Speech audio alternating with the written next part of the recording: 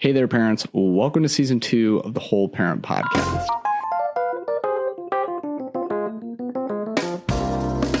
If you've been listening, you know this is the podcast that is all about how to make your life as a parent easier and better with brain-based parenting techniques. This season, we are taking that to a whole new level and getting into parenting challenges that matter the most.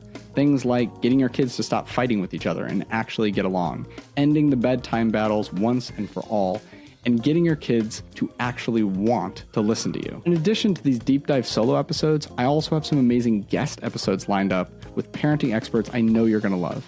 People like Alfie Kohn, Dan Siegel, Eli Harwood, Dr. Shafali, and returning to the podcast, Tina Payne Bryson. We also have some amazing experts from outside the parenting world that I think are going to absolutely transform the way that you parent. People like best-selling relationship author Eve Rodsky, the founding director for the Yale Center for Emotional Intelligence, Mark Brackett, and children's book expert and former head of the Children's Literature Department for the New York Public Library System, Betsy Bird. They'll all be here to share their wisdom with you and give you actionable tools that you can start using in your life today. And here's the really big news. My brand new book, Punishment-Free Parenting, The Brain-Based Way to Raise Your Kids Without Raising Your Voice, is coming out right in the middle of season 2 on January 28th, 2025. It's packed with all of the brain-based knowledge and science-backed strategies that you already love to help you tame toddler tantrums, set effective boundaries, and get kids to actually want to cooperate with you, all without ever having to punish yourself or your kids. You can pre-order that now on digital, hardcover, or if you prefer to hear it read to you by me, on audiobook. Head to the link in the description and lock in your copy today and be one of the first to experience how this book can absolutely transform your parenting journey. All right, let's jump into today's episode. Welcome to the Whole Parent Podcast. My name is John. If there's one thing that separates us humans from the rest of the animal kingdom, it's our mouths. Specifically, what we do with them. Verbal communication is one of the most complicated and uniquely human skills that we have. The ability to form words, to convey ideas, express emotions, and try and connect with people around us is pretty mind-boggling if you pause and think about it for a second. You tell your children that you love them. You read out loud the sonnets of Shakespeare. You try to explain that hilarious TikTok video to your partner at the end of the day. All we're doing when we talk is pushing air through our throats while carefully contracting a bunch of tiny little muscles in our faces to make a bunch of sounds. Sounds that are more or less random to anyone who doesn't speak our language. And yet, to those who do, carefully chosen words can evoke emotions like few other things. And then there's the cultural aspect. Words communicate ideas, and that means people from different cultures with different ideas don't always mean the same things when they use the same words. One of my graduate professors told us this story about getting coffee in Boston while he was at a conference there in the 1990s. He orders a coffee, and the guy behind the counter asks him if he wants it regular or cream and sugar. Light cream and sugar, my professor replies. Great, says the guy. The guy turns around, he pours him a cup, and he proceeds to start to dump loads of cream into this coffee. Horrified, my professor gets the guy's attention and starts clarifying. Really light cream. You got it, boss, the guy says with a shrug that clearly says, suit yourself. He turns back around and dumps half the cup of coffee out, not to make room for more coffee, but to make room for more cream.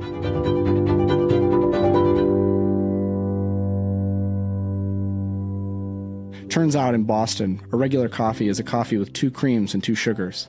Light means that you want a coffee that's light in color. Really light, what my professor asked for, means that you want to splash a coffee in your cream. On this episode of the Whole Parent Podcast, we're talking about talking. Specifically, the way that we talk to our kids. Because let's be honest, sometimes it feels like we're speaking entirely different languages. If you've ever said to your kids, put on your shoes, we're leaving, and been met with a blank stare or worse, a full-blown tantrum, you know exactly what I mean. Explaining even the simplest concepts to kids can feel like being a Chicago guy trying to order a coffee in Boston. Sometimes it feels like you're shouting into the void. But here's the thing. It's not because they're ignoring us. Well, Okay, sometimes it's because they're ignoring us, but not all of the time. More often than that, it's because of the way that kids process the world in a fundamentally different way than we do. Their brains are wired for stories, for metaphors, for play, not for logic and reasoning. So how do we bridge the gap? How do we learn how to translate put your shoes on to something that actually makes sense in their world? In this episode, I'm going to share 5 creative ways that I talk to my kids, ways that help them understand what I'm asking, cooperate without a fight, and even make some of those dreaded tasks like brushing your teeth or turning off the screens a little fun. We'll dive into the power of metaphor, why storytelling works better than commands, and how we meet kids where they are developmentally. Along the way, I'm going to tell you how my imaginary iPad bugs have helped curb screen time, why I talk to my kids' bellies about their food, and the weird games that we play every night to make teeth brushing a battle-free experience. If you're looking for practical, creative tools to connect with your kids and maybe even avoid a few meltdowns along the way, you're in the right place.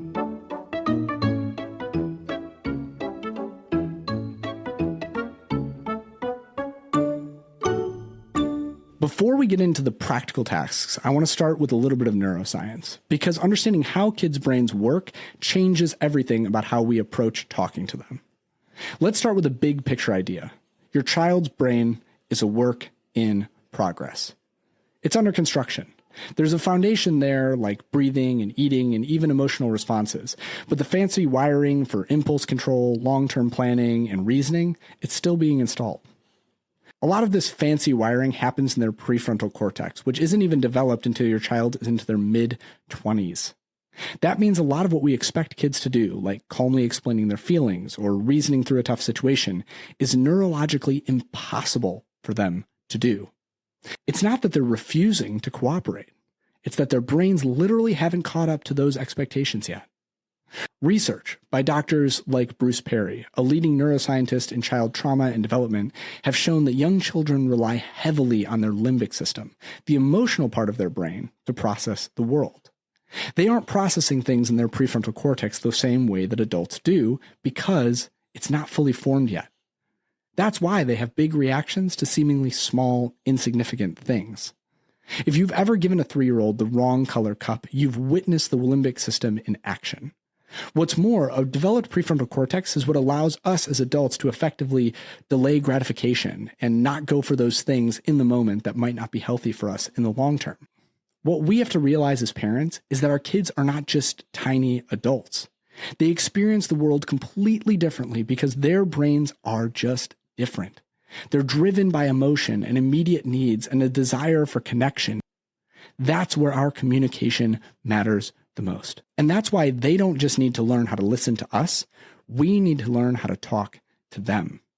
When we yell and demand and bribe, we're speaking a language of our fully adult brains, reasoning, logic, authority. But to connect with our kids, we need to speak in the language of their developing brains, stories, play, empathy, curiosity. 2 of my favorite authors in this area, researchers in their own right, Doctors Tina Payne Bryson and Dan Siegel, wrote this book, The Whole Brain Child. I talk about it a lot. One of the things that's so memorable from that book is their upstairs-downstairs brain metaphor. The idea here is that the upstairs brain, the prefrontal cortex, comes offline. It goes dark when the downstairs brain starts to drive.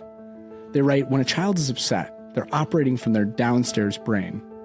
Our job as parents is to help them climb the stairs. That's why connecting first, before correcting, becomes so incredibly important. A child who feels heard and understood is far more likely to cooperate than one who feels dismissed and controlled. But that's not the only way that their brain differs from an adult. Kids also process language differently because they have a different attention span. Using complex big words doesn't work for them. They need simple and concrete communication. For example, if you say something like, pick up your toys, we have guests coming over, and it's going to be easier for everyone to walk around, that might make sense to your adult brain. But to a child, that's just way too much information. A child's brain latches on to the first and the last thing they hear, which leaves out the middle. In this case, your reasoning. Translating that same idea into kid language would sound something like, let's pick up your toys so we have room to play with our friends. It's the same idea, just said in a way that they can actually understand. Lastly, and this one's really big, Often it's not even what we're saying, it's how we're saying it. When we communicate with our kids out of anger or frustration, they pick up on that emotion more than they pick up on what we're saying at all. The mirror neurons, the neurons in their brain that mimic what they see out in the world, especially the actions and impressions of their parents, fire. And they're more likely to throw a tantrum, not because what we're asking is unreasonable, but because they are triggered by us being triggered. On the other hand, when we stay calm and use really thoughtful, constructed language, we actually show our kids how we want them to receive that language. And so if you're frustrated that your kid is having a meltdown over what you're saying, the question is not only, am I communicating with them in a way that they can understand? It's also, am I communicating in a way that's making them feel threatened or anxious? Here's the big takeaway. If you want to get through to your kids, you have to understand their incredible and yes, often frustrating brain. Their brains are building connections every day, and how we communicate with them is a huge part of what shapes that process.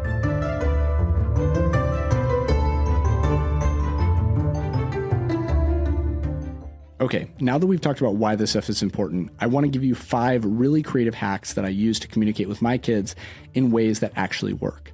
I'll give you each hack, and then I'll explain briefly why it seems to work. Feel free to use these exactly as I lay them out or to adapt them for your kid. Not all kids are the same, and so not all metaphors are going to work the same way. Here are just 5 that seem to really work for my kids, and it makes sense because they work with the brain and not against it. Okay, kid communication hack number 1. I call this iPad bugs.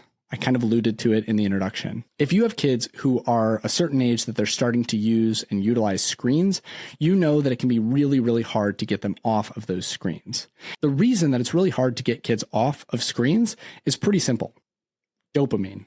Dopamine is a neurotransmitter in our brain, basically a messenger that communicates things. And dopamine is the neurotransmitter that communicates very simply, give me more of this thing.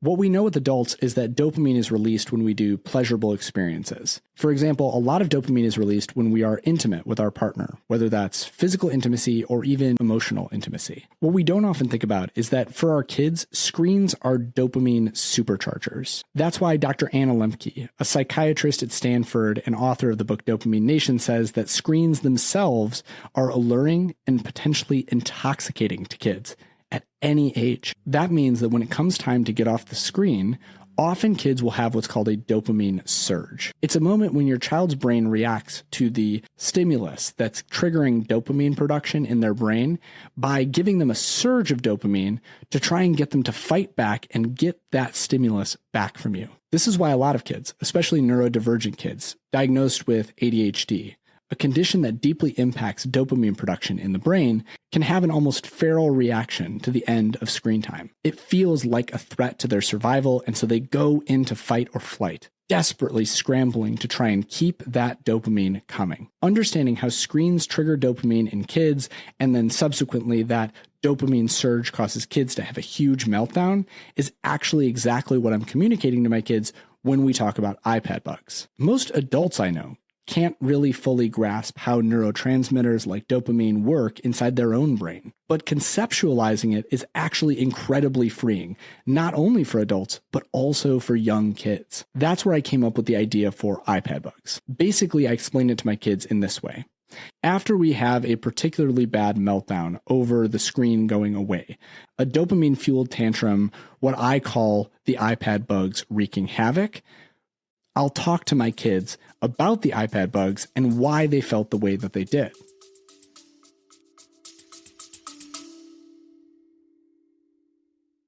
Hey parents, let's take a quick break.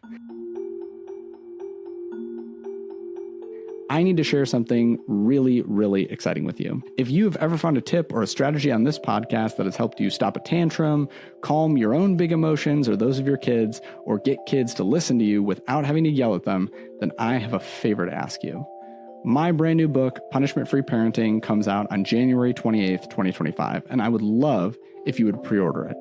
This book is truly the culmination of everything that I have learned and shared about parenting on my platform, on the podcast, and on my social media channels. It's filled with advice on how to stop power struggles, to set boundaries that actually stick, and turn those chaotic moments into connection. At the end of the book, I even have this 5-step whole parent method. It's an acronym that you can use whenever your kids are in those big emotion states, when they're in a tantrum, whether they're 2 or 21, to get you through every single time without having to reinvent the wheel. So if I've been helpful to you on your parenting journey, please consider pre-ordering the book, because it is absolutely the best way to help me keep doing this work. Plus, the book is going to give you the actionable tools to tackle those big everyday challenges in ways that I could never do on the podcast. You can pre-order the book right now in hardcover or digital, or may I suggest to get the audiobook read by me. When you do, you're not just supporting me, you're saying yes to a calmer, more connected parenting experience for both you and your kids. So head to the link in the description right now and grab your copy today. It absolutely means the world to me, and I can't wait for you to have it in your hands. Okay, let's get back to the episode.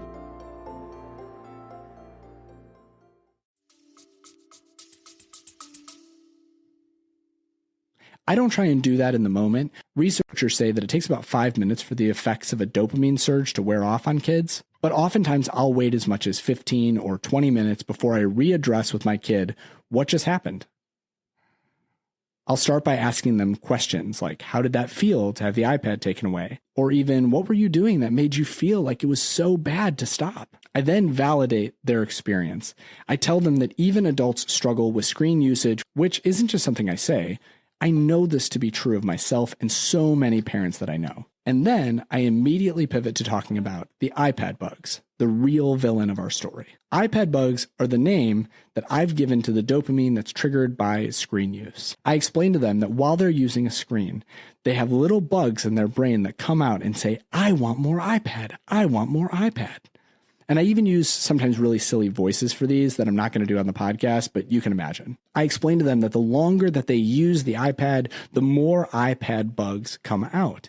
And the more iPad bugs that are out, the louder they're going to be when it's time to be done with the screen. I explain to them that it's not really them who wants to keep using the iPad. It's the iPad bugs screaming at them that they want to keep going. And most importantly, I explain to them that everyone, even grown-ups, have iPad bugs, and it makes it hard to stop. What's truly amazing about this is where my kids probably would not understand anything that we just talked about with neurotransmitters like dopamine, iPad bugs are a very clear picture of what's going on for them. And most importantly, it expresses to them a really deep and profound truth, which is that hormones like dopamine can deeply affect our mood and how we react to things. After 2 or 3 conversations like this, even my toddlers can explain to me, when they're not in a dopamine surge meltdown, exactly what iPad bugs are all about. And at some point, when they really internalize it, we can start using that iPad bugs language before the tantrum happens, oftentimes significantly shortening them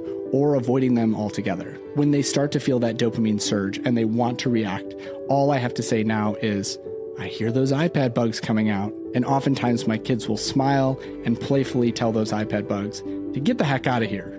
I'm trying to move on with my day. Of course, this doesn't mean that we never have problems getting off the screens. Things change over time. My 8-year-old is less affected by this language than he once was. But I would guess that we've avoided about 90% of that iPad-fueled dopamine rage just by learning how to talk in a way that they understand, that they can conceptualize, and that they can draw on in moments of dysregulation.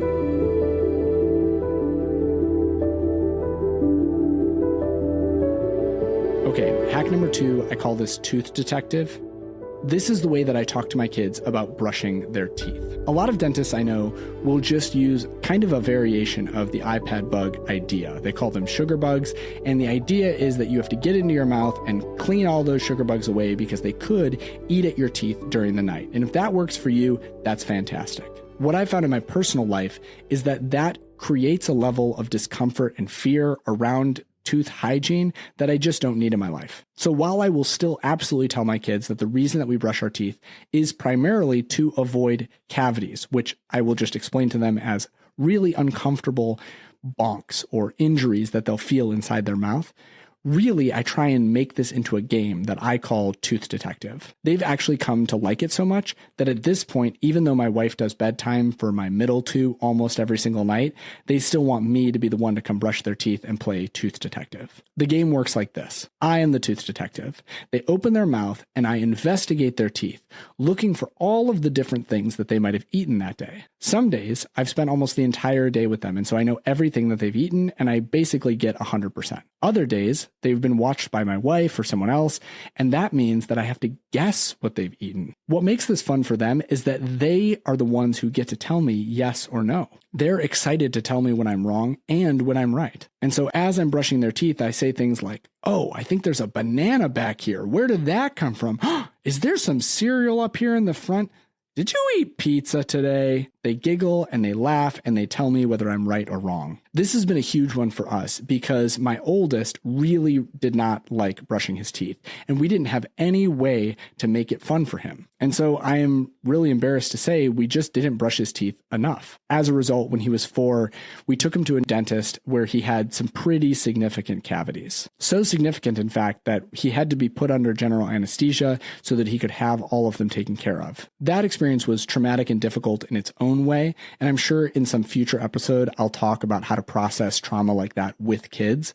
But suffice it to say, our way of thinking about teeth brushing changed pretty drastically after that. But I didn't want to hold my kids down or force them to do this because I knew that that would invoke its own level of trauma and discomfort that was just unnecessary. So instead, I thought about how they viewed things.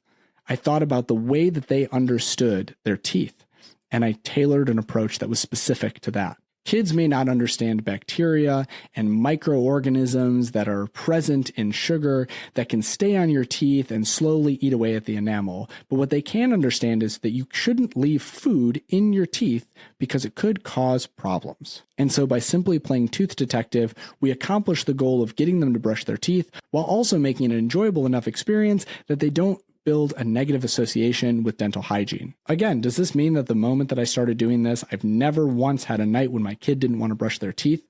Of course not. But the change between my first son and my next 2 kids has been absolutely profound. What was once a nightly and difficult battle has become a fun and engaging connection point at the end of the day. And that's ultimately the goal of really good communication, to turn difficult moments into connection points. Okay, hack number 3 is another one having to do with the body, but it's a little bit different. I call this one talk to the belly. And the idea of this one is that you communicate with your child's belly as well as with their mouth. It goes something like this. If one of my kids is really struggling to get enough nutrition in a given day and just really is trying to just eat candy or other sugary foods that we might have around the house, whether it's a holiday or some other reason, rather than trying to communicate with their mouth, I communicate with their belly, and then I communicate as their belly back to me. Let me give you an example. Let's say my 3-year-old is asking for cereal for the 3rd time today. Not to shame anyone about their dietary choices with their kids, but to me, that would probably not be something that I would want to encourage. Rather than just saying, "No, you can't have cereal today," or "You've had enough cereal today," I'll just default and talk to their belly. "Hey, belly. What do you think? Liam's mouth is saying that he wants more cereal, that it tastes good. Do you need more cereal or do you need something different?" That's when the belly chimes in. "Yes, I understand that the mouth wants more cereal, but I need something with protein." To be clear, the belly has different voices, but I'm choosing the goblin belly voice today because it's probably the least annoying on a recording. "Fairy belly is more like this." And you don't want to hear me do that for the next minute. The conversation between me and the belly continues. "But belly, the mouth really wants more cereal. Why do you need protein?" "Mouth wants more cereal because cereal tastes good. Lots of things taste good. Some things give me more to help grow." Belly, are you saying that you never want to have cereal again? "No, of course I like cereal, but cereal only 1 time per day. Maybe in morning for breakfast time. Now is dinner time. I need sandwich, something delicious with peanut butter." "Oh, maybe a peanut butter and honey sandwich? Does that sound good, belly?" "Peanut butter sounds good." At this point, we add mouth back to the conversation. I don't communicate his mouth. Liam communicates his mouth. But I'll do my best impression of him. "What do you think, mouth?" Belly seems to want peanut butter. What do you want? I still want cereal. You still want cereal? Can we find something that mouth and belly both like if you don't like a sandwich? Pasta. Yeah, pasta sounds good, but belly was asking for some protein. Can we do pasta with sauce? This back and forth dialogue between dad, belly, and mouth usually comes to a resolution where belly's needs are satisfied while Liam still feels like he has agency in the choice and he's still picking something that works for him. The important thing to remember is that I'm communicating on behalf of my 3-year-old's body. The truth is his body will not feel as good if he doesn't get good nutrition. I'm just voicing that for him. So it doesn't become a command from dad. It becomes a conversation with his own body. I want to pause here for a moment before we move on to hacks 4 and 5 to address what is often an elephant in the room with these first 3. When I talk to parents about these 3, they will often say that I'm lying or somehow manipulating my kid. Explaining something to someone in a way that they will understand is not manipulation or dishonesty. There is a chemical in my child's brain that is demanding more of the screen. That chemical is dopamine. And just because I'm explaining dopamine as iPad bugs with a metaphor does not make it dishonest. It makes it age and developmentally appropriate communication that can actually lead to a deeper understanding of themselves and their world. The same is true with their teeth. I'm not actually finding bananas in their teeth, but I am trying to eliminate the residue that came from the banana, even though it's microscopic and I can't see it. To a toddler, something that is so small that you cannot see it does not exist. And so I express to them that I can see something because it helps them understand that it actually exists. Again, not dishonesty, just explaining in terms that they can understand. This last one, talking to the belly, is the one that I get the most pushback from. It feels wrong to express what's happening in a child's body when you can't actually know. But take a step back for a moment. You know what you would feel like if all you ate all day was sugar.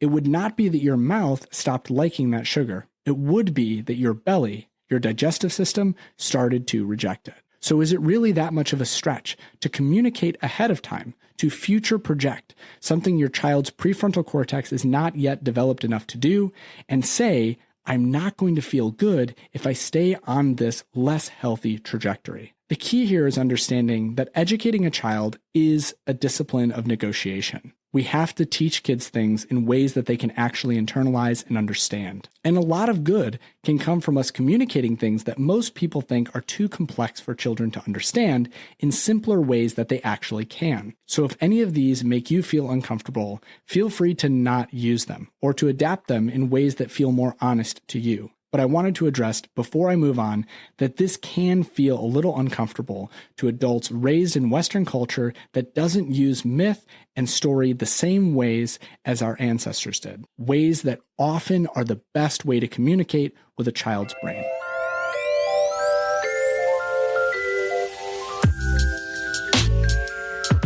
Okay, hacks 4 and 5 I'm not actually going to give you examples of because we're out of time on this episode.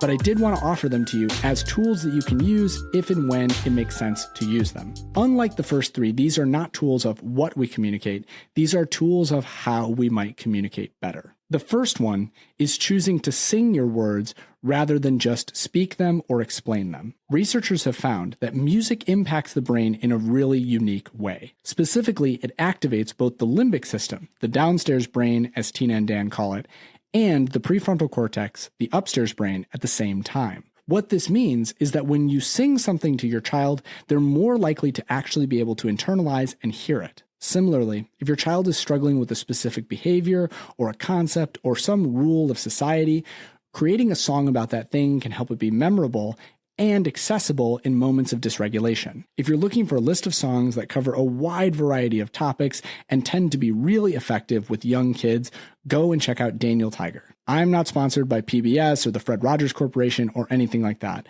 I just think Daniel Tiger has the absolute best songs that you can sing to your kid, whether it's potty time or frustration or loneliness or fear, that can absolutely be a game changer. So the next time you're really struggling to communicate a concept to your child, try singing it. The last one is another Mr. Rogers classic, and that is Hack 5, use puppets. In my experience with children, both my own and many other children, I have found that kids are so much more willing to listen to and communicate with a puppet than with an adult. Puppets are just magical, and I hope that somebody studies this someday. I've started to utilize puppets in my own parenting, and it has totally taken it to the next level, especially with kids who are in that 3, 4, 5-year-old age range. Concepts that I teach my kids with a puppet seem to stick significantly better than concepts that I explain as their dad. Again, a lot of the neuroscience behind this I don't understand. What I know is that it works. And if you're thinking to yourself right now, but John, I don't have any experience as a puppeteer.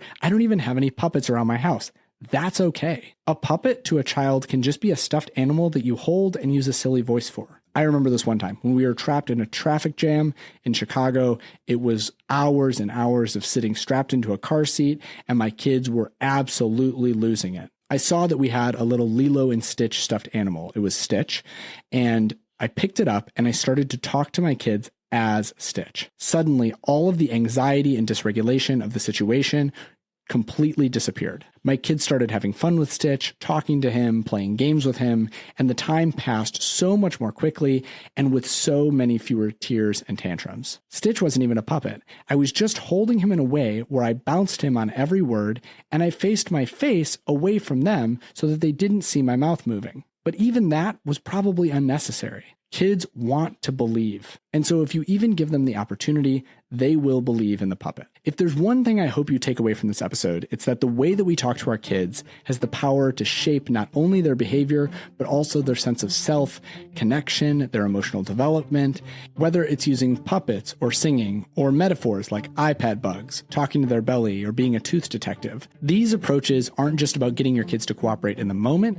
They're about building trust, connection, and communication habits that are going to last them a lifetime. So this week, I challenge you to try one of these hacks. Maybe it's just rethinking a part of your daily routine and singing about it, or finding a playful way to explain something to your kid that usually is met with resistance. Whatever it is, approach it with the mindset that communication is primarily about connection, not compliance. I want to leave you with one more metaphor. Say a person came to work next to you at your job who didn't speak the same language as you. Would you just continually tell them things in your native language with increasing intensity until they finally got the picture? Or would you learn to communicate in ways that would actually work with the way that they understood the world and communicated themselves? Kids aren't just mini adults who we can shape and form using our adult-centric language. They have to be communicated with on the terms that their brain development allow. And so go out there and learn how to speak kid, because it will absolutely change not only your life, but theirs too.